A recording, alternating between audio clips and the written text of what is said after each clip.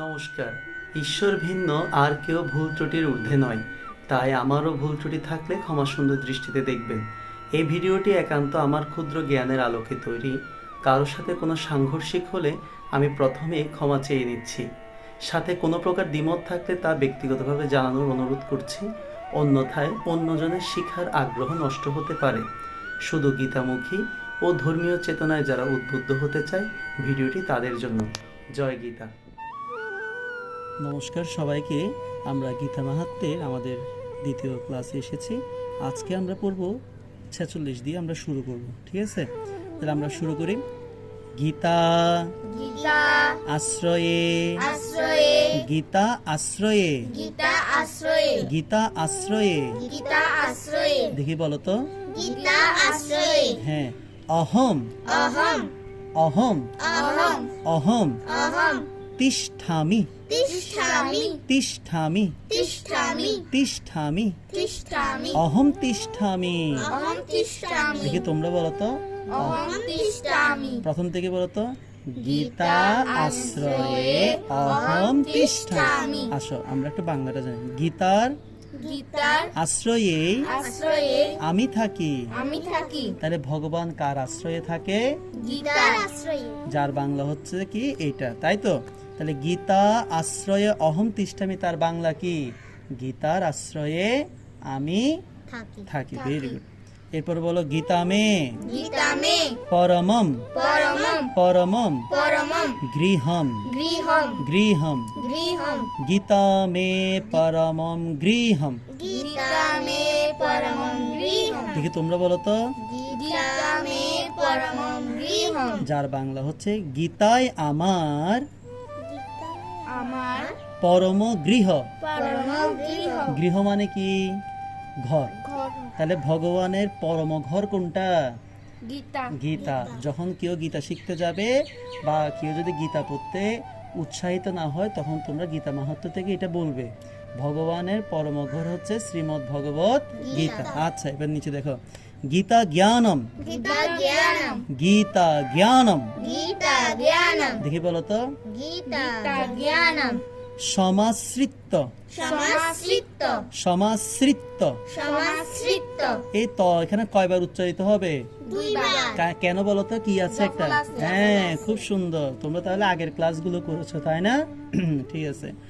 সমাশ্রিত সমাশ্রিত গীতা জ্ঞানম গীতা জ্ঞানম সমাশ্রিত।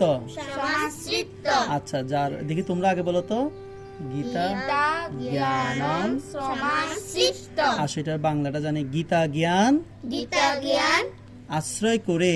আশ্রয় করে গীতা জ্ঞান গীতা জ্ঞান আশ্রয় করে। আশ্রয় করে এরপর দেখো ত্রিলোকিম ত্রিলোকিম ত্রিলোকিম ত্রিলোকিম ত্রিলোকিম ত্রিলোকিম পালয়ামি পালয়ামি পালয়ামি পালয়ামি পালয়ামি পালয়ামি অহম। অহম অহম মানে হচ্ছে আমি। অহম শব্দের অর্থ কি?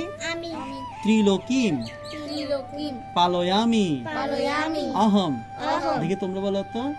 ত্রিলোকিম ত্রিলোকিম পালয়ামি অহম। যার অর্থ হচ্ছে আমি আমি ত্রিভুবন ত্রিভুবন পালন করি। পালন করি আমি ত্রিভুবন পালন করি। আমি ত্রিভুবন পালন করি। আচ্ছা, দেখি বলো তো তাহলে ভগবান কিভাবে ত্রিলোক মানে ত্রিভুবন পালন করে? কিভাবে পালন করে? গীতা জ্ঞান আশ্রয় করে। হ্যাঁ, এই তো সুন্দর। তাহলে আমরা এটা পারবো। তাহলে আমরা এটা প্রথম থেকে শুরু শুরু বলে, আগে দাদা বলবো তার তোমরা বলবে।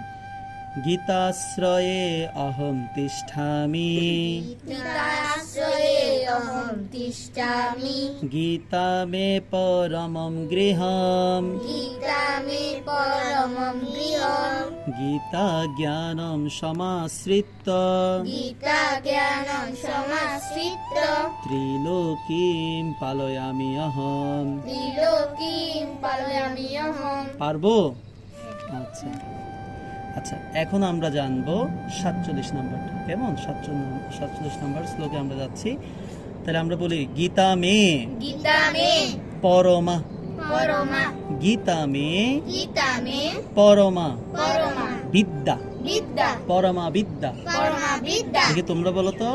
গীতা মে পরমা বিদ্যা হ্যাঁ, ব্রহ্মরূপা ব্রহ্মরূপা ব্রহ্মরূপা ব্রহ্মরূপা ন সংশয় ন সংশয় ব্রহ্মরূপা ব্রহ্মরূপা ন সংশয় ন সংশয় দেখি তোমরা বলো তো।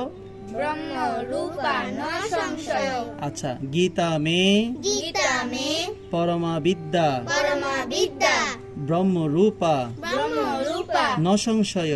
ন সংশয় এই পুরো লাইনটার বাংলাটা একটু পড়ি আমরা। গীতা আমার গীতা আমার ব্রহ্মরূপা ব্রহ্মরূপা পরমা বিদ্যা, পরমা বিদ্যা এই বিষয়ে এই বিষয়ে কোনো সন্দেহ নাই। কোনো সন্দেহ নাই। আচ্ছা, এবার নিচে পড়ি।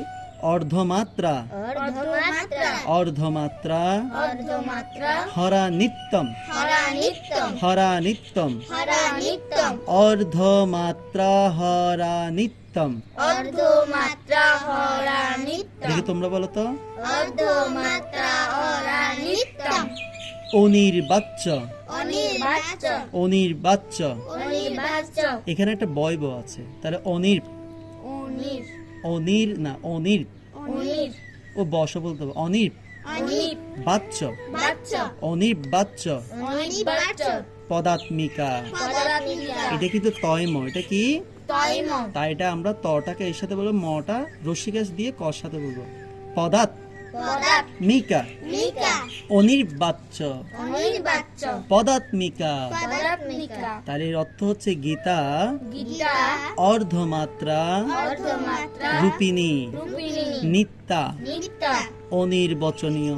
অনির্বচনীয় অনির্বচনীয় শব্দের অর্থ হচ্ছে ভাষায় প্রকাশ করা যায় না এমন এমন বিষয় যেটা ভাষা দিয়েও প্রকাশ করা যায় না, তাকে বলা হচ্ছে অনির্বচনীয়।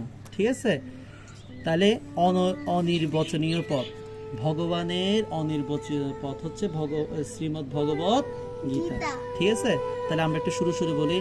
গীতা মে পরমা বিদ্যা গীতা মে পরমা বিদ্যা গীতা মে পরমা বিদ্যা গীতা মে পরমা বিদ্যা ব্রহ্মরূপা ন সংশয় ব্রহ্মরূপা ন সংশয় ব্রহ্মরূপা ন সংশয় ব্রহ্মরূপা ন সংশয় অর্ধমাত্রা হরা নিত্যম অর্ধমাত্রা হরা নিত্যম অনির্বাচ্য পদাত্মিকা।